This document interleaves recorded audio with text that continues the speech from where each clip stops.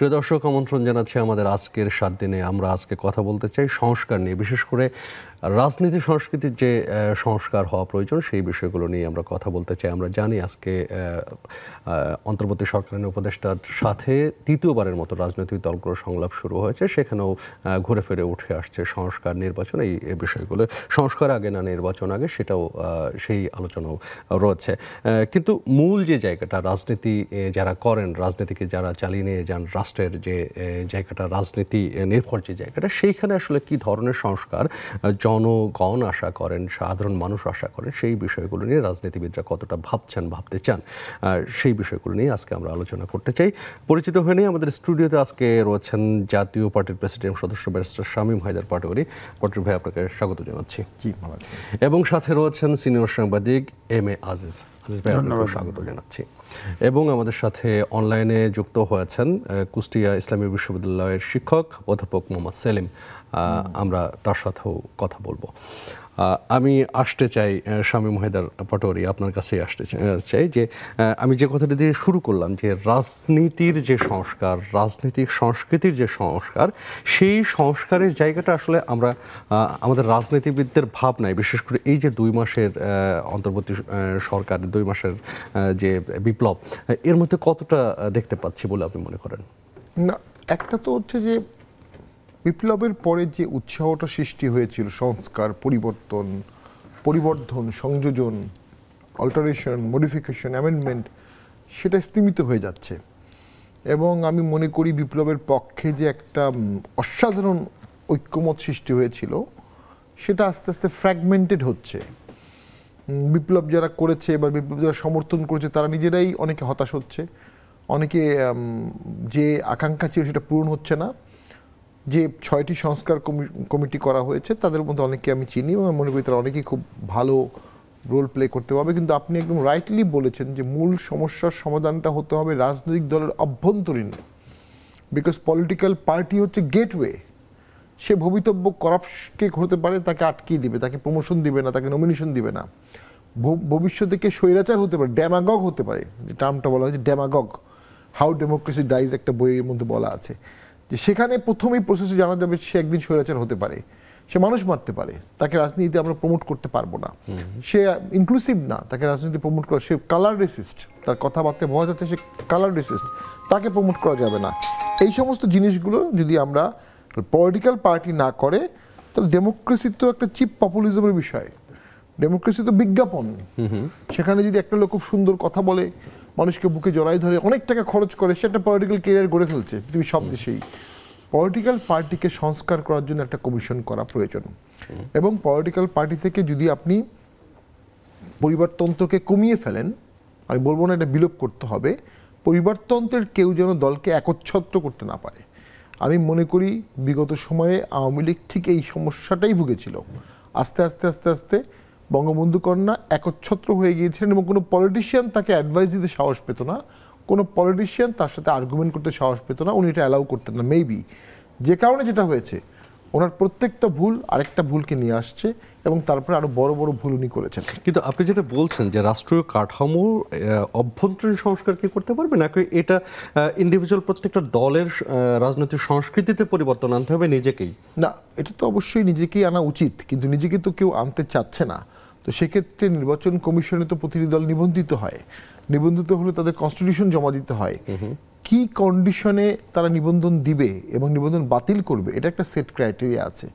সেখানে তারা বলতে পারে যে অ্যাটলিস্ট 25% লোক থাকবে যারা তরুণ, 25% নারী থাকবে, আপনার কেন্দ্রীয় কমিটিতে ট্রাইবাল থাকতে হবে, মাইনরিটি থাকতে হবে, হিজড়া থাকতে পারে।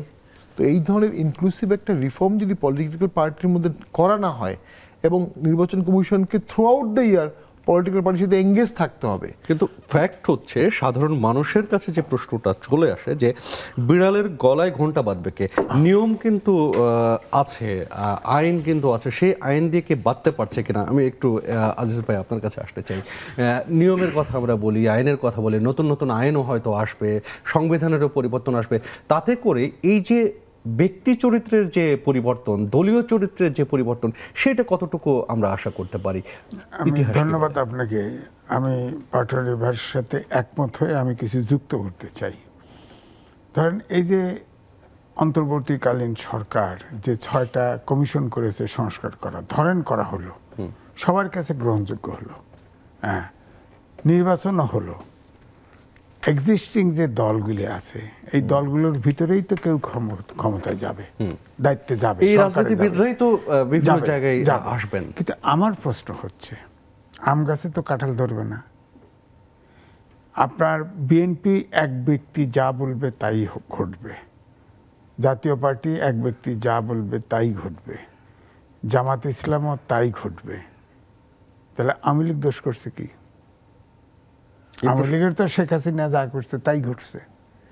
তো যদি ব্যক্তির অধীনে যদি পুরো দলটা থাকে, আপনি বলেন যে এই সবগুলি দল, জামাত কিন্তু গণতান্ত্রিকভাবে নেতা নির্বাচিত হয়। আগে ডিস্ট্রিক্ট প্রতিনিধিরা 3 জন বানায়, 3 জন আবার তাদের রোকন ভোট দিয়ে 1 জন আমির বানায়। এবং আমিন শুধু জামাতের আমিন না, তিনি আধ্যাত্মিক নেতাও বটে।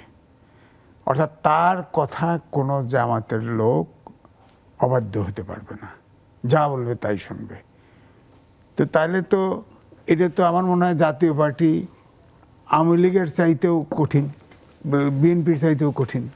এই জন্য বলছি যে সংস্কারটা কিন্তু অভ্যন্তরে, অর্থাৎ যে আমরা তো এটা আমাদের সুবিধার মতো জায়গায় আছি, সবাই কিন্তু বামপন্থীরাও বলতেছে গণতন্ত্র চাই, নির্বাচন চাই। অর্থাৎ গণতন্ত্র যদি আপনি রাষ্ট্র মেরামত চাই, রাষ্ট্র মেরামত চাই যদি চান, তাহলে ওয়েস্টমিনস্টার সিস্টেম আপনি যাবেন।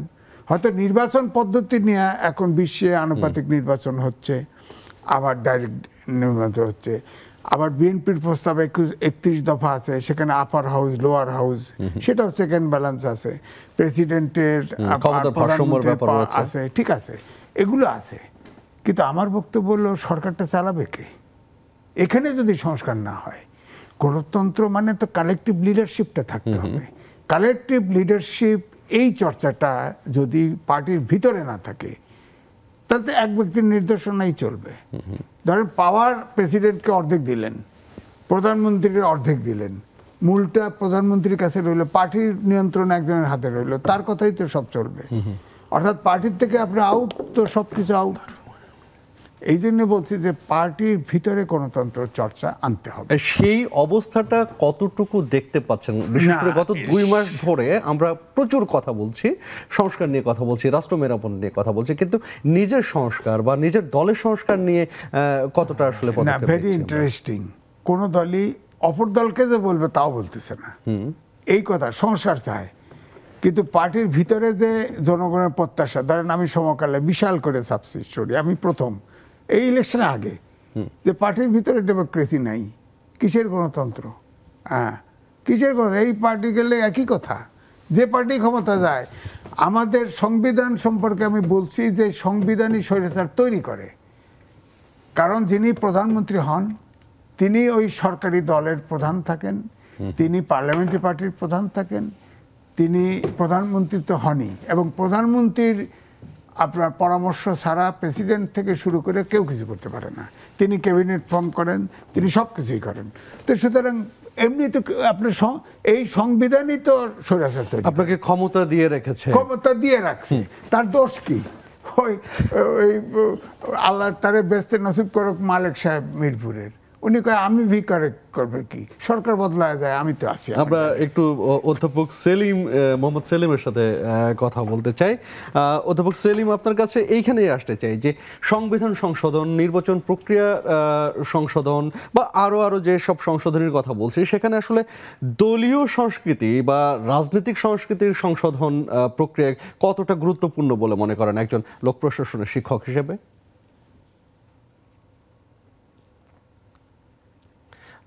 আপনি আনমিউট করে কথা বলবেন, মিউট হয়ে আছেন সম্ভবত।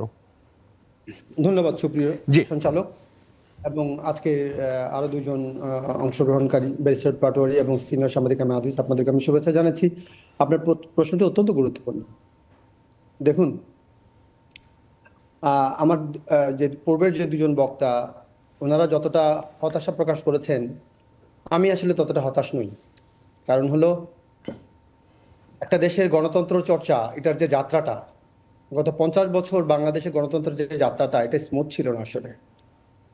প্রতি 5 বছর পর পর ইলেকশনটা হচ্ছিল, জনগণ যদি নির্দিষ্ট সময়ে ভয়ভীতির ঊর্ধ্বে উঠে বাধা বিপত্তির মুক্ত একটা পরিবেশে তাদের পছন্দের প্রার্থীকে নির্বাচন করার সুযোগ পেত, তাদের সামনে যদি বেস্ট অল্টারনেটিভটা থাকতো এবং সেটাকে বেছে নেওয়ার তাদের সুযোগ দেওয়া হতো, তাহলে আমি মনে করি গত 50 বছরে বাংলাদেশের গণতন্ত্র অনেক দূরে এগিয়ে যেত। এবং গত 50 বছরে যে আমাদের কোনো অর্জন নেই এমনটি নয়, আমাদের কিছু অর্জন আছে। কিন্তু আমার এখানে প্রশ্ন, সেই সুযোগটা যে জনগণ পায়নি সেই দায়ভারটা কে নেবেন? এবং সেই দায়ভারটার মধ্যে এই যে গণতান্ত্রিক দলগুলোর মধ্যে গণতান্ত্রিক চর্চাটা অপরিহার্য কিনা? আমি আপনার প্রশ্নের ভিতরে আমি ঢুকছি। Ultimately sole responsibility it goes on the political parties. এটা তাদেরই ব্যর্থতা, এবং কিছু সফলতা তাদের আছে এবং ব্যর্থতাই বেশি। কিন্তু দিন শেষে গিয়ে আপনাকে এই রাজনৈতিক দলের মাধ্যমেই কিন্তু জনগণের আশা প্রত্যাশা এটাকে আপনাকে পূরণ করতে হবে। তো রাজনৈতিক দলগুলোর ব্যাপারে আমি আশাবাদী এটুকুন যে আমরা জুলাই এবং আগস্ট এই 2টি মাস যে আন্দোলন সংগ্রাম, এবং 5ই আগস্ট আমাদের যে sacrifice, more than 1000 mass people including students, they let down their life, এবং প্রায় আপনার অনেক হাজার মোর দেন 10,000 স্টুডেন্টরা যে ইনজিউর্ড হয়ে আছে, এই বিষয়টা ঘটেছে খুব বেশি দিন আগে না, 2 মাস। এই 2 মাস সময়, 2 মাস সময় রাজনৈতিক দলগুলোর ভিতরে আপনার রাজনৈতিক গণতন্ত্র চর্চার যে প্রক্রিয়া, এটা যে শুরু করা, এটা আমি মনে করি দিস ইজ টু আর্লি। সব বিষয়গুলো আলোচনার আছে। আপনি কি কোনো কার্যকরী পদক্ষেপ দেখতে পেয়েছেন এখন পর্যন্ত, যে কারণে আপনি আশাবাদী হয়ে উঠছেন? আমার কাছে মনে হয়েছে যে বাংলাদেশের প্রধান আওয়ামী লীগ, বিএনপি এবং জামাত ইসলাম, যদি আমি আওয়ামী লীগের বাদ দিয়ে কথা বলি, তাহলে জামাত ইসলাম এবং বিএনপির মধ্যে তারা যে রিফর্ম নিয়ে ভাবছে না, বিষয়টি তা নয়। আপনি যদি বিএনপির 31 দফা দেখেন, তাহলে ওখানে কতগুলো চমৎকার ইনোভেটিভ আইডিয়াস আছে, যেগুলোকে আপনি economic and political structural reform বলতে পারেন। তারা এটা নিয়ে ভাবছে। আমি বিশ্বাস করি যে তারা আগামী দিনগুলোতে জনগণের যে প্রত্যাশা, জনগণ যে ধরনের গণতন্ত্র দেশে দেখতে চায়, যে ধরনের জনপ্রতিনিধি তারা দেখতে চায়, রাজনৈতিক দলগুলোর ভিতরে যে গণতন্ত্রের চর্চা, তারা যে প্রতি 2 বছর পর তাদের দলীয় কাউন্সিল করবে, সেখান থেকে তারা তাদের যোগ্য নেতৃত্বকে বেছে নিবে। এই যোগ্য নেতৃত্বের মধ্যে যিনি প্রধানমন্ত্রী হবেন, তিনি 2 টার্মের বেশি থাকবেন না, এবং তিনি যখন প্রধানমন্ত্রী থাকবেন তখন তিনি দলীয় প্রধান থাকবেন না। এই যে বিষয়গুলো, এগুলো গ্রাজুয়ালি জনগণ মূল্যায়ন করবে। আমি মনে করি আপনি থাকুন আমাদের সাথে, আমরা আরো কথা বলবো। শামীম হায়দার পাটোয়ারি, আপনার কাছে আসতে চাই। এই যে অধ্যাপক সাহেবের কথা থেকে যেটা বেরিয়ে এসেছে যে গত 50 বছরেরও বেশি সময় ধরে বাংলাদেশের নাগরিকেরা যে প্রত্যাশা করেছিল, সেই প্রত্যাশার জায়গায় পৌঁছতে পারেনি, তারা ভোটাধিকার পায়নি।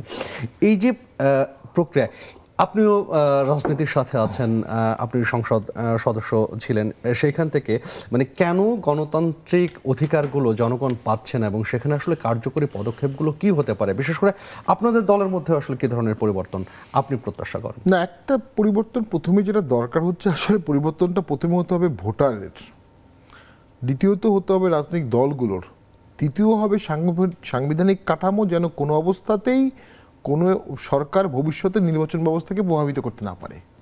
এই 3টি জিনিস যদি এনশিওর করা যায়, তাহলে ধাপে ধাপে ডেমোক্রেসি ডেভেলপ করবেই। ডেমোক্রেসি যে খুব উন্নত ব্যবস্থা এমন তো না, তবে এর থেকে উন্নত আর কিছু নাই। উইনস্টন চার্চিলের বিখ্যাত কথা।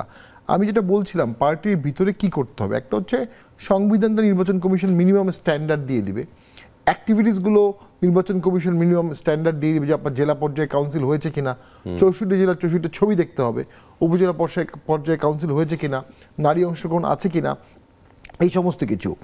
আর হচ্ছে এনজিও, অ্যাম্বাসিগুলো যারা বাংলাদেশকে নিয়ে চিন্তা করে, তাদের এখন উচিত সরাসরি পলিটিক্যাল পার্টিগুলোর সাথে কাজ করা। 4টি বা পলিটিক্যাল পার্টির ক্যাডারদের, কর্মীদের, নেতাদের তারা যদি সাপোর্ট দেয়, বিদেশে নিয়ে যায়, দেশে ট্রেনিং করায়, আমাদের যদি সামনে 10,000 পলিটিক্যাল অ্যাক্টিভিস্ট আমরা তৈরি করি, অ্যাক্টিভিস্ট নেতা তৈরি করতে পারি, এবং তারা ওয়েস্টার্ন এডুকেটেড হয়, তারা প্রোগ্রেসিভ ইসলামিক থটে এডুকেটেড হয়, তারা দেশ চালাতে জানে, দেশের ক্রাইসিসগুলো জানে, একটা প্রফেশনাল অ্যাপ্রোচ নেয়, তারা যখন ধাপে ধাপে সংসদে যাবে, মিনিস্ট্রিতে যাবে, তারা এই দেশকে এগিয়ে নিয়ে যেতে পারবে। আপনি আসলে নতুন নেতৃত্ব সৃষ্টি করতে যাচ্ছেন, এর মাধ্যমে হবে। এখন যেটা হচ্ছে, ট্রেডিশনালি একজন লোক রাজনীতি করছে, করে এক সময় 2বার 3বার পরে সে এমপি হচ্ছে, বাই দেন সে এত টাকা খরচ করে ফেলেছে, এত টায়ার্ড হয়ে গেছে, এমপি হওয়ার পরে সে কিছু কাজ করার পরে দেখে এইটা টোটাল আমলাতন্ত্রের কারণে কোনো ভালো কাজ করার সুযোগ নেই। যদি সে ভালো কাজ করতে চায় তখন ফ্রাস্ট্রেট হয়ে সে ওই ট্রেডিশনাল পলিটিক্সই করে, লোকাল টিআর কাবিটা, লোকাল নিয়োগ, লোকাল স্কুল কমিটি, এগুলোর মধ্যে আবদ্ধ থাকে, যেটা আসলে কোনো সংসদে কাজ হওয়া উচিত না, যেটা স্থানীয় সরকারের আসলে কাজ। এক্স্যাক্টলি। একটা ভিন্ন মাত্রার বাংলাদেশ গড়তে গেলে 5 বছরের মধ্যে আমি মনে করি 10,000 নতুন ধারার রাজনীতিবিদ তৈরি করতে হবে সকল দল থেকে, এবং সকল দল থেকে। তা না হলে আপনার এই ভিশন মিশনটা কোনোভাবেই সামনে যাবে না। আর রাষ্ট্রীয় কাঠামো হবে, সরকার হবে সীমাবদ্ধ, সংবিধান দ্বারা সীমাবদ্ধ, নির্বাচন কমিশন দ্বারা সীমাবদ্ধ, জুডিশিয়ারি দ্বারা সীমাবদ্ধ, মিডিয়া দ্বারা সীমাবদ্ধ। সেই সীমাবদ্ধ সরকারে দেখা যাচ্ছে গত 10 বছরে আমরা দেখেছি ধাপে ধাপে সবগুলোকেই সরকার কনজিউম করে ফেলতে পেরেছে, মিডিয়াকে, জুডিশিয়ারিকে, পলিটিক্যাল পার্টিকে, সংসদকে। এই যে কনজিউম করে ফেলছে, এইখানে একটা গেট লক দিতে হবে যেন কনজিউম করতে না পারে, যেন ভয়েসগুলো থাকে, যেন স্বাধীনতা থাকে, এবং সেই ভয়েসগুলোর মাধ্যমে সরকার সীমাবদ্ধ হতে বাধ্য হয়। সরকার কখনো অসীম হতে পারবে না, অসীম হবে রাষ্ট্র, অসীম হবে জনগণ। এই যে টোটাল ক্ষমতাটা সাংবিধানিকভাবে আমরা জনগণকে দিয়ে দিয়েছি, সেখানে কিন্তু বলাই আছে যে জনগণের এই ক্ষমতাটা এক্সারসাইজ করা হবে কারো প্রতিনিধি দিয়ে সাংবিধানিকভাবে। এই প্রতিনিধি কারা? এই প্রতিনিধি রাজনীতিবিদরা, জনগণ দ্বারা নির্বাচিত রাজনীতিবিদ। কিন্তু সেইখানে পৌঁছানোর জন্য আপনি যে কথাগুলো বললেন যে আসলে কেউ যেন আটকে না যায় এবং অসীম না হয়ে ওঠে, সেইটাই আসলে পৌঁছাতে হলে আমাদের কি করতে হবে সেই প্রশ্নে আসতে চাই। একটা বিরতি নিয়ে আসি। প্রিয় দর্শক, নিচ্ছে ছোট্ট একটা বিরতি, সাথেই থাকুন।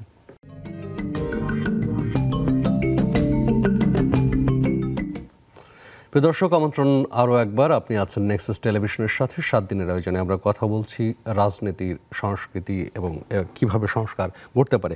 এম এ আজিজ, আপনার কাছে যেখানে আমি থেমেছিলাম। দেখেন, আমরা হয়তো দলের মধ্যে সংস্কারের কথা ভাবছি, অর্থাৎ দলের ভিতরে, দেশে যেহেতু ডেমোক্রেসি চাই, দলের ভিতরেও ডেমোক্রেটিক চর্চা। আমরা আসলে জনগণের স্বস্তি চাই, মূল জায়গা তো এটা। আসলে আলাদাভাবে কিন্তু পিসমিল বেসিসে সংস্কার করলে, ধরেন 53 বছর দেশটা স্বাধীন হয়েছে, আমরা অনেক সূচকে দেশ এগিয়েছে, আমরা কিন্তু বলি এবং সবাই বিশ্বাসও করি রাজনৈতিক সূচকে পিছাতেছে। মানুষের, রাজনীতিবিদদের কারণে মানুষের মনোজগতে কিন্তু বিরাট পরিবর্তন ঘটে গেছে। এখন মানুষ চুরি ছাড়া কিছু বোঝে না। এটাকে মেরামত করবেন না? কিন্তু কিভাবে মেরামত তো করতেই চাই মানুষ, যে কারণে বিপ্লব। এমন একটি সরকার আসতে হবে যেটা একটা মানবিক বাংলাদেশ, সুশাসন, বৈষম্যহীন সমাজ, আইনের শাসন প্রতিষ্ঠার জন্য অনবরত সংগ্রাম করে। নিরবিচ্ছিন্ন সংগ্রাম লাগবে। যেভাবে 53 বছরে ধ্বংস হয়েছে, এরকম অন্তত 20 বছর লাগবে। সেটার জন্য যেটা বলছিলেন পটোয়ারী সাহেব, যে মানে নতুন নেতৃত্ব দরকার। আপনার কাছে মনে হয় কি নতুন নেতৃত্বের সমাধান কিনা? নেতৃত্ব, একদম নতুন নেতৃত্ব হবে না। সব শ্রেণী পেশার লোক লাগবে, প্রবীণ লাগবে, এক্সপেরিয়েন্স, নবীন লাগবে, সাহস, কারেজ। হ্যাঁ, আর সবচেয়ে বড় কথা, রাষ্ট্র দৃঢ়ভাবে পৃষ্ঠপোষকতা করবে এবং রাজনৈতিক দলগুলি সততা। দুর্নীতি যদি থাকে সব তছনছ হয়ে যাবে। এখন রাজনীতিটা পলিউটেড হয়েছে কেন? মেইনলি টাকা পয়সার কারণে। আপনি দেখেন, একটা বিপ্লব হয়ে গেল, আপনার 1,500-এর মতো লোক মারা গেল, তাও কোনো আমরা হিসাব জানি না। দেখেন, এক দল কিন্তু তাদেরই প্রতিষ্ঠান বটে, দেশে আইন তো আছে, যত দুর্বলই হোক সব দল দখল করে ফেললো। আর এক দল দেখেন মাঠ পর্যায়ে সব দখল করে ফেললো। এটা কেন? বিকজ অফ সুযোগ আছে, দুর্নীতি করার সুযোগ আছে। সুতরাং আমার বক্তব্য হচ্ছে, দেশের আইন তো মানতে হবে, আগে মানতে হবে রাজনৈতিক সংগঠন, রাজনীতিবিদদের। আইন মানতে হবে না আইন মানাতে হবে? দুটোই। আমি বললাম তো, মনোজগতের, ধরেন আমি যদি উদাহরণ দেই, ধরেন পাকিস্তানের শেষ সময় দেখেছি মানুষের মনে এত তো কষ্ট ছিল না, দুঃখ ছিল না। মানুষ তো, একটা অধিকাংশ লোক, গ্রামের লোক গেঞ্জি গায়ে দিত না, স্বার্থ কল্পনাও করতো না, গেঞ্জি ঘাড়ের উপর নিয়ে যেত, জুতা অল্প পয়সার টায়ারের স্যান্ডেল হাতে করে নিত। কিন্তু এত তো দুঃখ ছিল না, এত তো লোভ ছিল না। এত তো লাখ লাখ টাকার কোটি কোটি টাকার স্বপ্ন দেখে নাই। মানুষের গ্রামীণ জগতে গ্রামীণ যে কালচারটা ছিল, একে অপরের প্রতি সহমর্যাদা, এখন কোনোটাই নেই। এখন মানুষ 1000 কোটি টাকা হলে বলে যে আমার আরো 1000 দরকার, আরো 1000 দরকার। সীমাহীন দুর্নীতি। এটা পরিসংখ্যানও বলে যে মধ্যবিত্তর কোটিপতি হবার প্রবণতা বেড়েছে। এই যে অবস্থা, আমি একটু আসতে চাই অধ্যাপক সেলিমের কাছে, যে এই যে অবস্থা, সেই অবস্থা আসলে কেন তৈরি হয় একটা রাষ্ট্রে, যে মধ্যবিত্ত যখন কোটিপতি হওয়ার স্বপ্নে থাকে, এবং এই অত্যাধিক স্বপ্ন থেকেই তো দুর্নীতি প্রবণতা তৈরি হয়, তাই তো? ধন্যবাদ। আপনি যে দুর্নীতির প্রসঙ্গটা এনেছেন, এটা তো আসলে ওভারনাইট হয়নি। দেশ স্বাধীন হওয়ার পর থেকে এই সর্বশেষ যে 16 বছরের যে আমরা আওয়ামী শাসন দেখলাম, প্রত্যেকটা ফেজেই কিন্তু দুর্নীতি ছিল। এই দুর্নীতি দূর করার জন্য যে পলিটিক্যাল কমিটমেন্ট দরকার ছিল, আমরা রাজনৈতিক দলের প্রধান নেতা, প্রধানমন্ত্রীর মুখে শুনেছি যে মাই government will hold zero tolerance regarding corruption. কিন্তু অ্যাকচুয়ালি কি এটা কি আসলে ম্যাটার করেছে? আমরা কি দেখেছি? আমরা দেখিনি। কিন্তু একটা বিষয় যদি আমি বলি যে বাংলাদেশের যারা সুশীল সমাজ বা শিক্ষিত সমাজ, তাদেরও কিন্তু ভয়েস রেজ করার একটা জায়গা ছিল, সেখানেও কি আমরা ঘাটতি দেখি কিনা? এখন পর্যন্ত সেই ঘাটতিটা রয়ে যাচ্ছে কিনা? অবশ্যই। আমি আমি আমি আমি আমি আমি আপনার সাথে একমত যে যে ঘাটতি হয়েছে। সুশীল সমাজের যে ভূমিকা, সেই ভূমিকা গত 16 বছর আপনার ঘাটতি হয়েছে, তার আগেও অল্প অল্প হয়েছে। কিন্তু তারপরেও সুশীল সমাজের নাগরিকরা রাষ্ট্রের যে সমস্যাগুলো নিয়ে ওনারা রাজপথে দাঁড়ান, প্রেস কনফারেন্স করেন, সেমিনার সিম্পোজিয়ামে কথা বলেন, প্রতিবাদ করেন। এটা কিন্তু গত 15 বছরে এত দমন নিপীড়ন নির্যাতনের মধ্যেও কিন্তু সিভিল সোসাইটির লোকজন ওনাদের ভূমিকাটা কিন্তু ওনারা রাখার চেষ্টা করেছেন। কিন্তু আসলে ওনারাও তো to some extent in different places, different occasions, they were also the victim of political operation. তাদের অনেকেই ভয় দেখিয়ে জোর করে তাদেরকে থামিয়ে দেওয়ার চেষ্টা করা হয়েছে। এটা আসলে দিন শেষে গিয়ে রাজনীতিবিদ, রাজনৈতিক দল তাদেরকে এই জিনিসটা বুঝতে হবে যে দেশের গণতন্ত্রের স্বার্থে রাজনৈতিক দলগুলোকে তাদের ট্র্যাকে রাখার স্বার্থে, তাদের দলের ভিতরে গণতন্ত্র চর্চা করার জন্য, রিফর্ম করার জন্য তাদের ভিতরে যে আর্টসটা, এই আর্টসটা যেন সবসময় বজায় থাকে, এটার জন্য সুশীল সমাজের নাগরিকদেরকে আপনার প্ল্যাটফর্মটা দিতে হবে, তাদেরকে সুযোগটা করে দিতে হবে। এটা রাষ্ট্রের স্বার্থে, এটা রাজনৈতিক দলের স্বার্থে, গণতন্ত্রের স্বার্থে। জি, থাকুন আমাদের সাথে। আপনার কাছে আবারও এই প্রসঙ্গেই আমি আসতে চাই যে এই সময় এসেও কি আপনি দেখছেন যে ফ্যাসিবাদী যে চিন্তা ভাবনা, সেই জায়গা থেকে, বিশেষ করে ফ্যাসিবাদের জন্ম যেখান থেকে হয়, যে সুশীল সমাজ এবং সুধীজন মিডিয়া একজনকে আসলে ক্ষমতায় থাকার জন্য প্রতিনিয়ত অনুপ্রাণিত করে, সেই জায়গাটি খুব বেশি পরিবর্তন আমরা দেখছি, যেটা জন আকাঙ্ক্ষা ছিল বিপ্লবের? সেই জায়গায় তো পরিবর্তন হতেই হবে। আচ্ছা, আমি কটা কথা একটু বলি। একটা হচ্ছে নতুন নেতৃত্ব, আমি বলিনি, আমি বলছি নতুন মোড়কের নেতৃত্ব, অর্থাৎ পুরনো নেতৃত্বরাও যদি এই নতুন দক্ষতায় দীক্ষিত হয়ে আধুনিক বাংলাদেশ, মডার্ন বাংলাদেশ গড়ার জন্য ভাউট করে মন থেকে, সেটাও নতুন নেতৃত্ব। আর একটা হচ্ছে ফ্যাসিজম, সবাই বলছি এই আন্দোলনের পরে কিছু কিছু টার্মস খুব কমন হয়ে গেছে। সেভেন সিস্টার, ফ্যাসিজম, অনেকগুলো শব্দগুলো। ফ্যাসিজম তো ইটালিতে বেনিতো মুসোলিনি নিয়ে আসছিলেন। তো ফ্যাসিজম এবং নাৎসিজম কিন্তু ওই দেশে পপুলার ছিল, এবং পপুলার ভোটেই তারা ফ্যাসিজম আনতে পেরেছিলেন। ভোটে রিক্ট করে তাদেরকে কিন্তু জিততে হয়নি। বাংলাদেশের সাথে ওই ফ্যাসিজম বা নাৎসিজমের একটা ফান্ডামেন্টাল পার্থক্য আছে। এবং বাংলাদেশ, আমি হোপফুল কেন, বাংলাদেশে যদি একটা গভর্নমেন্টকে স্বৈরাচার হতে হয়, তাকে ভোটিং ব্যবস্থাটাকে দুমড়ে মুচড়ে দিতে হয়। ওই দেশে কিন্তু ভোটিং ব্যবস্থাকে দুমড়ে মুচড়ে দিতে হয়নি। হিটলার যখন ইহুদিদেরকে টর্চার করছিল, he get popular support, same as Mussolini. বাংলাদেশে এটা এখন পর্যন্ত হয়নি। সেজন্য বাংলাদেশে কথায় কথায় ওই টার্মসটা সবাই নিয়ে আসে, কোনোভাবেই আনা উচিত না। বাংলাদেশে যেটা ঘটেছে, যে বাংলাদেশের সিভিল সোসাইটিগুলো পোলারাইজড হয়ে গেছিল, A civil society, B civil society. এবং যেটা ঘটেছিল, যে সিভিল সোসাইটিগুলো খুব নিউট্রাল কথা বলতো, তাদের মধ্যে কয়েকটা ক্যাটাগরি ছিল। একটা হচ্ছে আগে পিছিয়ে কিছু নাই, সাহসী লোক। আরেকটা হচ্ছে কিছু লোক এনজিও চালায়, প্রতিষ্ঠান চালায়, বিদেশি ফান্ড পায়। তাদের ওই ফান্ডের জায়গাটা সরকার হিট করার একটা মেকানিজম বের করেছিল, যে ওই এনজিও বিষয়ক ব্যুরোতে অনেক ফান্ড জমে থাকতো, রিলিজ হতো না। এটা আমরাও দেখেছি 2 বছর, 3 বছর, 5 বছর। এবং ওই ফান্ডটা যদি কেউ নাও রিলিজ করতো, তাতে ওই এনজিওর আর কিছু করার ছিল। তো এনজিও বেস যারা ছিল, তাদের বিপুল অংশ কি বললে সরকার অসন্তুষ্ট হবে ওই কথাটা বলতো না, কারণ তাকে বেতন দিতে হয়। এখন সে বলতে পারতো যদি সুষ্ঠু নির্বাচনে 5 বছর পর পর পট পরিবর্তন হতো। ওই লোক যখন দেখলো যে 10 বছর হয়ে গেছে, আরও 10 বছর সরকার থাকছে, সে তখন কম্প্রোমাইজ অটোমেটিক করেছে। আপনি যেটা সেলফ সেন্সর বললেন, সবাই লোভের জন্য করেছে সেলফ সেন্সর, ব্যাপারটা মোটেও না। অনেকেই বেতন দেওয়ার জন্য করেছে, মিডিয়াগুলো বেতন দেওয়ার জন্য।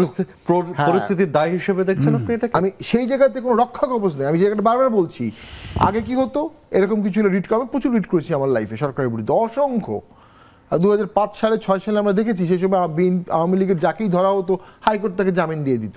জিডির এগেনস্টে রিট করেছি, যেটা কখন টেকনিক্যালি হয় না, দিয়ে দিয়েছে, সরকার নির্যাতন করছে, তাকে প্রোটেকশন দাও। কিন্তু 12, 14, 15 থেকে আমরা দেখলাম যে মানুষকে প্রোটেকশন দেওয়ার কোনো জায়গা নেই। মানুষ যদি টর্চার হয়, তাকে সে কোথায় যাবে? জুডিশিয়ারিতে যাবে, মিডিয়াতে যাবে, কোনো জায়গাতে সরকারের সর্বোচ্চ মহল চাইলে কথা বলার মতো, প্রোটেকশন দেওয়ার মতো আর কেউ নেই। এইটা একটা নতুন ধরনের ফ্যাসিবাদ। জনপ্রিয়তা নাই, কিন্তু রক্ষা কবচ নাই, মাঝখানে সরকার। এবং নতুন নেতৃত্ব আসেনি দীর্ঘদিন ধরে। এই নতুন ফরম্যাটটা যেন ভবিষ্যতে বাংলাদেশে আবার না হয়, সেই জন্য আপনাকে ক্ষমতাটাকে ভাগ করে দিতে হবে। রাষ্ট্রপতির কাছে থাকবে একটা অংশ, তিনি তার অংশের জন্য মানে প্রধানমন্ত্রীর কাছে যাবেন না। চিফ জাস্টিসের কাছে থাকবে একটা অংশ, তাকে কারো কাছে যেতে হবে না। নির্বাচন কমিশনার একা নির্বাচন করবে, তাকে কিছু লাগবে না। স্বাধীন প্রতিষ্ঠানগুলোকে স্বাধীনভাবে কাজ করার 10টি প্রতিষ্ঠান যদি বাংলাদেশ স্বাধীনভাবে কাজ করতে পারে, তাহলে বাংলাদেশ আমরা যেটা বলছি সেই বাংলাদেশ হবে। তবে এখনকার ক্রাইসিস, এই মুহূর্তের ক্রাইসিস কিন্তু অর্থনীতি মূলত, এবং সেটি আমি মনে করি ডক্টর ইউনূস, অধ্যাপক ডক্টর সালাউদ্দিন আহমেদ এবং বাংলাদেশ ব্যাংকের যিনি গভর্নর, এই ট্রায়োটা কিন্তু খুবই ইফেক্টিভলি কাজ করছে এবং সিস্টেমেটিক্যালি কাজ করছে। ধাপে ধাপে ধাপে কিন্তু একটা রক্ষা কবচ তৈরি হচ্ছে, একটা ফল ঠেকানো যাচ্ছে এবং আশার আলো দেখা যাচ্ছে। তার সাথে যুক্ত হচ্ছে রেমিটেন্স বাড়ে, আস্তে আস্তে আমাদের এটি হবে। কিন্তু পলিটিক্যালি আমি মনে করি সেখানে বিশাল অনৈক্যের সম্ভাবনা আমি দেখতে পাচ্ছি, এবং আমার একটি ভয় হয় আরব বসন্ত পৃথিবীর যে দেশগুলোতে হয়েছে তাদের মধ্যে তিউনিশিয়া ছাড়া কোনো দেশই কিন্তু এটার সুফল আনতে পারেনি। বাংলাদেশ একটা ডিফারেন্ট কম্পোজিশনের দেশ, যে দেশটি লারকেলেঙ্গে পাকিস্তান বলল। আপনি বিপ্লবের যে আশাটা ছিল সেখানে একটা ডিজাস্টারের ভয় দেখছেন না? আমি মানে আশঙ্কাগুলো দেখছি এই কারণে যে বাংলাদেশ মানুষের মধ্যে একটা তীব্র ফ্রিকেলনেস আছে এদেশের মানুষের মধ্যে। পাকিস্তান সৃষ্টি হলো অল্প সময়ের মধ্যে। বঙ্গবন্ধু তার বইতে লিখেছেন আমাদের স্বাদের পাকিস্তান, এটা কিন্তু ওনার বইতে লেখা আছে। 2 বছরের মধ্যে মানুষ দেখা গেল একটা ভিন্ন পাকিস্তান। মানুষ পাকিস্তান থেকে মুখ ফিরিয়ে নিতে নিতে 71 হয়ে গেল। আবার যে 71-এ যে দলটি, মুখ্য যে দলটি দেশ স্বাধীনে অগ্রণী ভূমিকা পালন করলো, 76-এ তাদের ম্যাসিভ ডিজাস্টার ফেল করলো। এত সুইং হয় বাংলাদেশে জিনিসগুলো। সেই ক্ষেত্রে বাংলাদেশে পলিটিক্যালি যেটা আজকে হচ্ছে, এটি আলোচনা হচ্ছে, আলোচনা অবশ্যই ভালো। মাত্র 30 মিনিট সময় দেওয়া হয়েছে বিএনপিকে, অর্থাৎ আলোচনা বা পলিটিক্যাল স্পেস একটু একটু করে কমিয়ে দেওয়া হচ্ছে।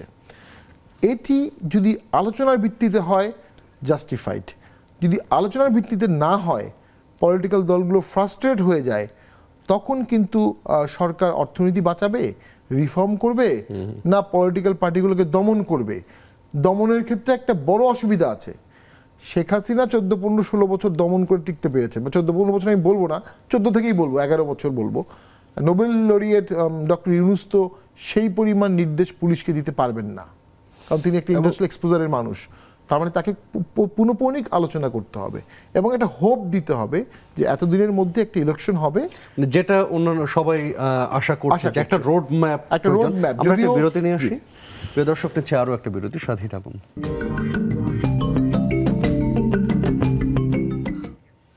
প্রিয় দর্শক, আমন্ত্রণ আরও একবার। আমরা আপনাকে থামিয়ে দিয়েছিলাম, ওখান থেকে শুরু করতে চাই। আপনি প্রশাসনিক জায়গায় এসেছিলেন, যে প্রশাসনিক জায়গায়ও কিন্তু সংস্কার প্রয়োজন, এবং সেই সংস্কারের দায়টাও তো আসলে রাজনৈতিক নেতাদের উপরেই বর্তাবে। প্রশাসনিক জায়গায় সংস্কার তো প্রয়োজন, কিন্তু আমি খুব ফ্রাঙ্কলি বলি, যদি একজন এম্পাওয়ার্ড পলিটিশিয়ান সততার সাথে দেশের কাজ করতে চায়, সে যে কোনো প্রশাসনিক প্রেক্ষাপটই করতে পারবে, এবং এদের সংখ্যা যত বেশি হবে, প্রশাসন কাদামাটির মতো। কি পলিটিশিয়ান তারা যে আকার ধারণ করবে, প্রশাসন সেই আকার ধারণ করতেই বাধ্য, তাই করে সব সময়। যেটা ছিল একসময় প্রশাসন এমপিদের সাথে সমন্বয় করে চলতো, গত 5-10 বছরে দেখেছি তারা মন্ত্রীর সাথে সমন্বয় করেছে, এবং কিছু কিছু প্রশাসন প্রাইম মিনিস্টার ছাড়া আর কারোর সাথেই সমন্বয় করেনি। এটা হায়ারার্কি নষ্ট হয়ে গিয়েছিল। এসপি সরাসরি পিএম এর সাথে কথা বলতে পারতো, ডিসি সরাসরি পিএম এর সাথে কথা বলতে পারতো, এর মাঝখানের লেয়ারগুলো ওয়াইপড আউট হয়ে গিয়েছিল। ফলে যেটা কলাপস করার তাই কলাপস করেছে। এখন যেটি আমি বলি দেশে রাজনীতিবিদই লাগবে, রাজনীতিবিদ তৈরির কোনো ফ্যাক্টরি নাই। এই আন্দোলন আমি মনে করি 10 থেকে 20 জন রাজনীতিবিদ তৈরি করেছে, যারা অনেক বছর পরেও বিভিন্ন সেমিনার টকশোতে এই আন্দোলনের গৌরবোজ্জ্বল কথাগুলো বলতে পারবে। তারা কিভাবে গুলি খেলো, কিভাবে তারা পানি খেলো, কিভাবে পালালো, কিভাবে হল দখল করলো, আবার হল পালিয়ে গেল, সমস্ত কাহিনীটা বলতে পারবে। একটা বিশাল মোটিভেটেড অংশের মধ্যে আছে। আমি খুব হতাশ হই কোনো কারণে এই মোটিভেটেড অংশটা যদি নিজেদেরকে বিট্রেড, ফ্রাস্ট্রেটেড মনে করে, তখন কি হবে? সেজন্য আমি একটা জায়গায় বলেছিলাম যে এদের মনে হয় সব বিষয়ে নাক গলানো উচিত না, কারণ এরা যখন সব বিষয়ে নাক গলাবে তখন একটা পক্ষ হয়ে যাবে। যারা আমাদের কাছে সকলের শ্রদ্ধেয়, তারা কেন একটা পক্ষ নিবে? একটা দুটো পক্ষের মধ্যে এক পক্ষে যাচ্ছে, এক পক্ষে বিপক্ষে যাচ্ছে। আর যেটা আমি সবসময় বলি, এই সরকার বিপদে পড়লেই ছাত্র জনতাকে ডাকবে কেন? সরকারের পুলিশ আছে, প্রশাসন আছে, আমলা আছে, সেনাবাহিনী আছে, তাদেরকে নিয়ন্ত্রণ করার দক্ষতা, ক্ষমতা সরকারের থাকতে হবে। সরকার মানে তো তাই, সরকার মানে কি? সরকার বাহাদুর। যেই সরকার তার প্রশাসন, তার আমলা, তার পুলিশকে নিয়ন্ত্রণ করতে পারে না, অথবা নিয়ন্ত্রণের জন্য বারবার ফেসবুকে ছাত্রদের ডাকতে হয়, আপনি ছাত্রদেরকে একটা বিব্রতকর পরিস্থিতির মধ্যে ভবিষ্যতে ফেলে দিচ্ছেন। জি, আমরা একটু আসতে চাই যে সংলাপ শুরু হয়েছে, সংস্কার নিয়ে যে সংলাপ শুরু হয়েছে, তৃতীয় বারের মতো চলছে রাজনৈতিক দলগুলোর সাথে। এই সংলাপ থেকে আসলে কি প্রত্যাশা করতে পারে? দেখেন, এই সংলাপটা তৃতীয় সংলাপ। এখন বিএনপি সহ 9টি রাজনৈতিক দলের সাথে সংলাপ ছিল আধা ঘন্টা পর পর। আধা ঘন্টায় সংলাপ হয়? এটা সংলাপ না, আমার মনে হয় জাস্ট ব্রিফিং। এখনও উপদেষ্টা পরিষদের ব্রিফিংটা আমরা পাইনি, এই জন্য বুঝি নেই। আমার মনে হয় তাড়াহুড়ো করে কিছু দাবিনামা প্লেস করে চলে আসছে। আমি যেটা বিএনপির তরফ থেকে যে বক্তব্যটা শুনেছি, তারা কি কি বলেছে একথাই বলেছে ব্রিফিংয়ে। হ্যাঁ, আর উপদেষ্টা পরিষদ থেকে বলা হয়েছে নির্বাচন ফার্স্ট প্রায়োরিটি। এটা তো বলতেই পারে, ডিপ্লোম্যাটিক ভাষা বলতেই পারে, কিন্তু অবস্থার দৃষ্টিতে আমার কাছে মনে হয়েছে, যেমন জামাতে ইসলামের একটা শব্দ পেয়েছি, তারা বলেছে যে নির্বাচনের আগে সংস্কার। অর্থাৎ এই যে পার্থক্যটা, এটা তো একটা পার্থক্য।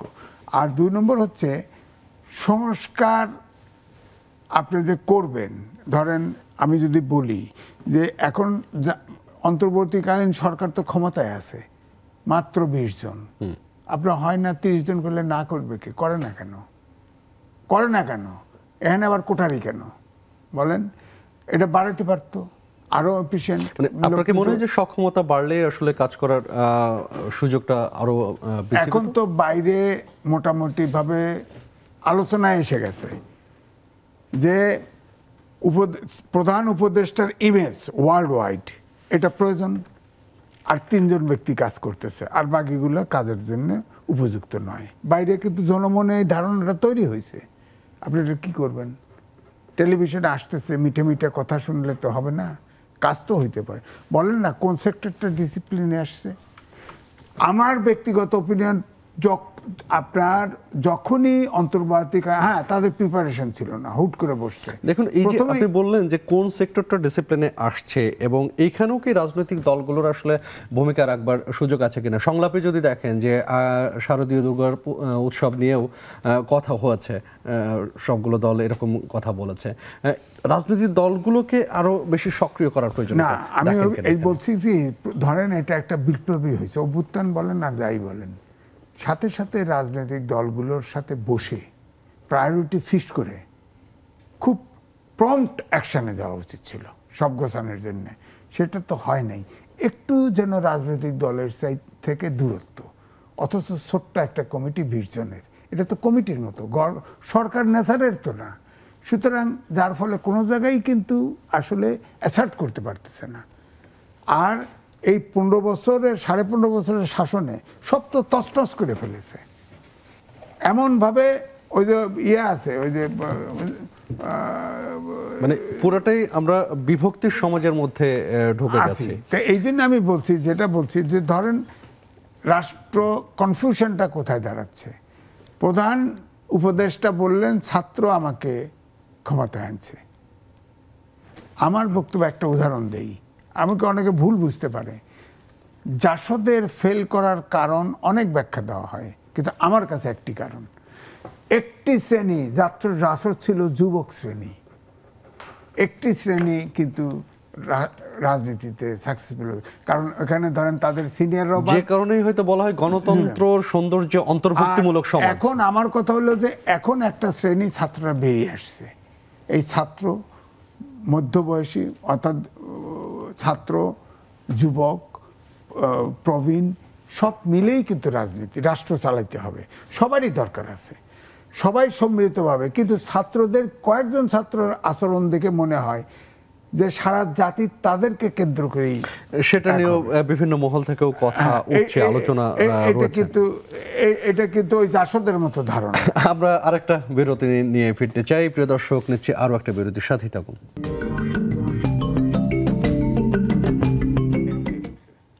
প্রিয় দর্শক, আমন্ত্রণ আরও একবার, আপনি দেখছেন নেক্সাস টেলিভিশনের 7 দিনের আয়োজন। আমরা এই মুহূর্তে কথা বলতে চাই অধ্যাপক মোহাম্মদ সেলিম আপনার সাথে, যে আমি বলছিলাম যে গণতন্ত্রের সৌন্দর্য অন্তর্ভুক্তিমূলক সমাজ, সেই অন্তর্ভুক্তিমূলক সমাজ বিশেষ করে বৈষম্য বিরোধী ছাত্র আন্দোলনের যে বিপ্লব, তারপরেও কি আমরা দেখতে পাচ্ছি? আর কেন দেখতে পাই না, যদি না পেয়ে থাকি? সেলিম ভাই, আপনি কি শুনতে পাচ্ছেন আমাদেরকে? আমি আপনাকে শুনতে পাচ্ছি। যে ইনফরমালি যখন আপনি অ্যাডভার্টাইজ ইয়েতে ছিলেন, বিরতিতে ছিলেন, তখন আমি সিনিয়র সাংবাদিক আমি আজিজ এবং ব্যারিস্টার পাটোয়ারির আলোচনাগুলো, আপনাদের আলোচনাগুলো আমি শুনতেছিলাম।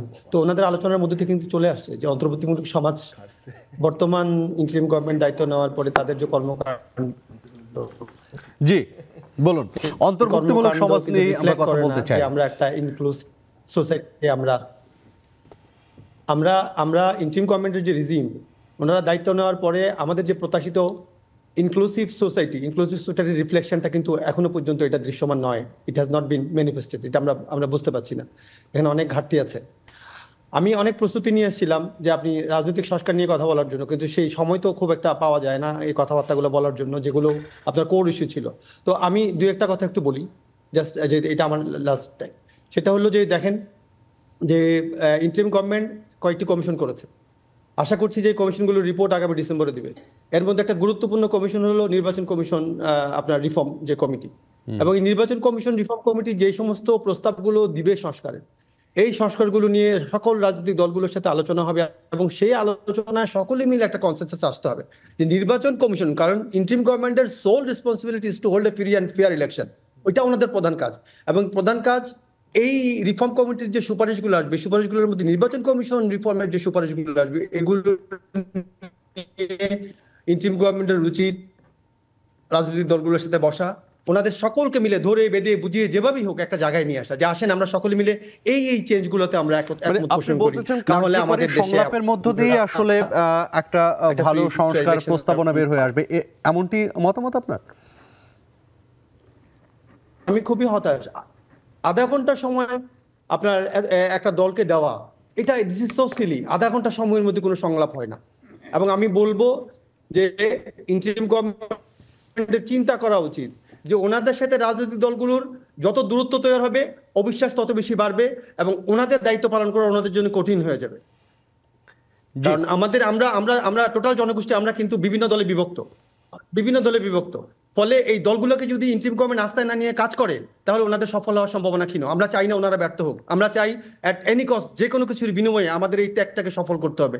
আমাদের প্রত্যাশার, আমরা স্কাই ইজ দ্য লিমিট, আমরা ওই পর্যন্ত পৌঁছাতে না পারলেও তার কাছাকাছি আমাদেরকে যেতেই হবে। জি, অধ্যাপক মোহাম্মদ সেলিম, আপনার সাথে আরও কথা হয়তো অন্য অনুষ্ঠানে বলা যাবে, আজকে সময় আসলেই কম দিতে পেরেছে, এর জন্য দুঃখিত, বাট আবারও হয়তো কথা হবে। আপনার কাছে আসতে চাই একই বিষয়, যে এই সরকারের কাছ থেকে আমাদের যে প্রত্যাশা, সেই প্রত্যাশার জায়গা থেকে অন্তর্ভুক্তিমূলক সমাজ গঠন, যেটা বৈষম্য বিরোধী ছাত্র আন্দোলনের একটা বড় জায়গা ছিল, বৈষম্য কমিয়ে আনা, সেই জায়গাটা আমরা কতটা অর্জন করতে? জি ধন্যবাদ। বৈষম্য কমানোর জন্য এখনো তো কোনো পদক্ষেপ নেওয়ার সুযোগ নেয়নি। আমি ডক্টর সেলিমের সাথে কয়েকটা বিষয় খুবই একমত, যে আসলে 30 মিনিট একটা রাজনৈতিক দলকে, বিশেষ করে বড় একটি দলকে দেয়া, রাজনীতি তো শেখার বিষয়। Doctor Yunus sir world wide অত্যন্ত রেপুটেড মানুষ, অর্থনীতিবিদ হিসাবে পৃথিবীতে অসংখ্য রোল মডেল করেছেন। ওনার জন্য প্রাইম মিনিস্টার, চিফ অ্যাডভাইজার এগুলো কোনো বিষয় না। কিন্তু বাংলাদেশ একটা ক্রিটিক্যাল দেশ, একটা ক্রিটিক্যাল সময়ে আছে। এখানে বড় রাজনৈতিক দলগুলো যদি ফ্রাস্ট্রেট হয়ে যায় এবং কখনো রাস্তায় নেমে যায়, তাহলে বাংলাদেশ তো আফগানিস্তান হতে পারে, বাংলাদেশ একটা ফেইল স্টেট হতে পারে, এটা সম্ভাবনা আছে। নানা ধরনের চ্যালেঞ্জ আমাদের আছে, এটা আমরা জানি। সেই চ্যালেঞ্জগুলোর জন্য একটা হচ্ছে ডক্টর ইউনূস একজন আইকনিক পিলার, যাকে জো বাইডেন এত আন্তরিকতার সাথে কপালে চুমু দেয়, এটা একটা ইঙ্গিতবাহী বিষয়। দ্বিতীয় যেটা হচ্ছে, আপনি যদি দলগুলোর মধ্যে আপনার আস্থা অর্জন করতে না পারেন, তাহলে আপনার ওই দলগুলো ফ্রাস্ট্রেট হয়ে একটা ফেইল স্টেটের দিকে আমি ভয় পাই। তৃতীয় যেটা, ডক্টর ইউনূস স্যারের লম্বা সময় দেওয়া উচিত রাজনৈতিক দলগুলোর সাথে, কারণ তার সাথে সিভিল সোসাইটির সাথে উনি কাজ করেছেন, উনি জানেন, ছাত্র জনতাকে এনেছে। আরেকটি বড় স্টেক হোল্ডার হচ্ছে রাজনৈতিক দল। ডক্টর ইউনূস স্যার তো এখানে ডিপলিটিসাইজেশন করার জন্য আসেননি, অন্তর্ভুক্তি রাজনীতির মাধ্যমে একটি ভবিতব্য সীমাবদ্ধ সরকার সৃষ্টির প্রক্রিয়া করার জন্য উনি এসেছেন। এবং সেটি করতে গেলে তাকে রাজনৈতিক দলগুলোর সাথে কথা বলতে হবে, প্রচুর কথা বলতে হবে, কথা বলে বলেই তাকে শিখতে হবে, কথা না বলে তিনি রিফর্ম করতে পারবেন না।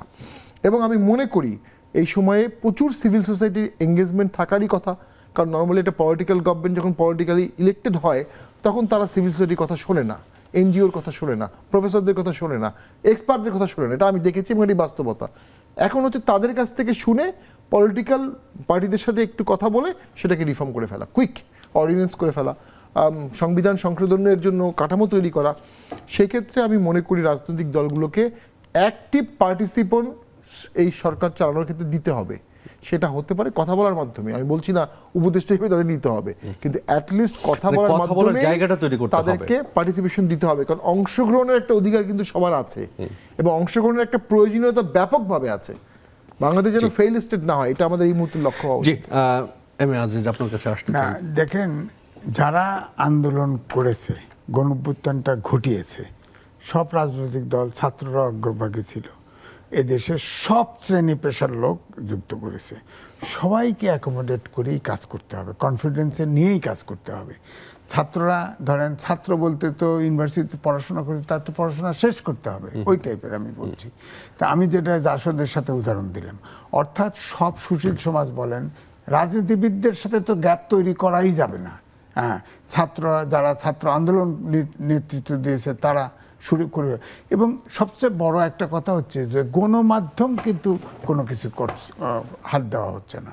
গণমাধ্যম কিন্তু এখন কালো টাকার অধীনে চলে গেছে, গণমাধ্যম কিন্তু মাফিয়া চক্রের হাতে চলে গেছে। আপনি দেখেন, আপনি বলতে চাচ্ছেন এই সময় এসে গণমাধ্যমের সংস্কারটা অতি জরুরি, অতি জরুরি। আপনি সব সংস্কার করলে গণমাধ্যম সব ভণ্ডুল করে দিতে পারে, কারণ গণমাধ্যম এমনই অস্ত্র, যদি একটানা প্রচার শুরু করে দেয় গণমাধ্যম ভণ্ডুল করে দিতে। আর গণমাধ্যমেতে যারা আছে আপনি দেখেন, যারা প্রফেশনাল ভাবেন তারও 29টা ফ্ল্যাট, আপনি তাদেরকে সমাজের লোক না, নিয়ন্ত্রণে আনবেন না। হ্যাঁ, টাকা পয়সা মালিক, গণমাধ্যমের মালিক কারা? টাকা পয়সাওয়ালা সব। সেটা অন্তর্বর্তী সরকার বলেছেন এর মধ্যে যে গণমাধ্যম সংস্কারের জন্য কমিশন হবে, করতেছে না, হাত দিচ্ছে না। এখানে হয়তো পরের দিক, কিন্তু দিতে হবে, এটা তো টাচে রাখতে হবে। যেমন ধরেন, আমি উদাহরণ দিই, অবজারভার, আমি অবজারভার কাজ করেছি, হামিদুল্লাহ চৌধুরী পেয়েছি, তিনি পাকিস্তানের ফরেন মিনিস্টার ছিল। সারা পৃথিবী ঘুরে ঘুরে বাংলাদেশের স্বাধীনতার বিরুদ্ধে ওপিনিয়ন তৈরি করতে চেষ্টা করেছে, কিন্তু তার অবজারভার স্বাধীনতার পক্ষে ছিল। হোসেন মোহাম্মদ এরশাদের সময় ইনকলাব ভবন এবং ইনকলাবের যে বিনিয়োগ, এই বিনিয়োগ নিয়ে প্রশ্ন উঠেছিল।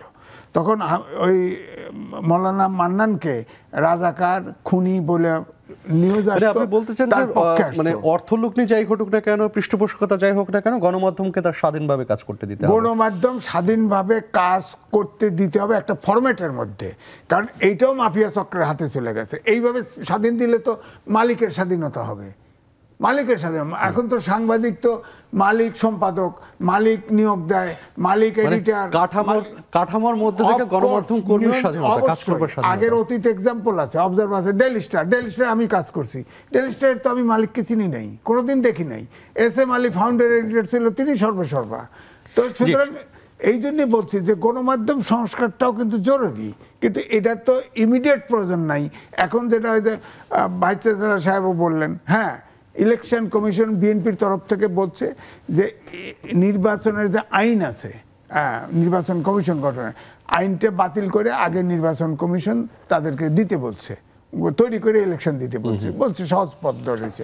কারণ নির্বাচন কমিশন আইন করতে গেলেও দেখবেন অনেক ডিবেট হবে। এই ডিবেটের মধ্যে দিয়ে হয়তো ভালো কিছু বের হয়ে আসবে, সেটাই প্রত্যাশা। কার্যকরী ডিবেটটা মনে হয় প্রয়োজন বাংলাদেশের জন্য এই মুহূর্তে। আপনাদের তিনজনকেই আমাদের তরফ থেকে অসংখ্য ধন্যবাদ আমাদের এই আয়োজনে আসবার জন্য। প্রিয় দর্শক, এই ছিল আজকের আয়োজনে। দেখা হবে আবারও আগামীকাল। সে পর্যন্ত সবাই ভালো থাকুন, সুস্থ থাকুন এবং সুন্দর থাকুন।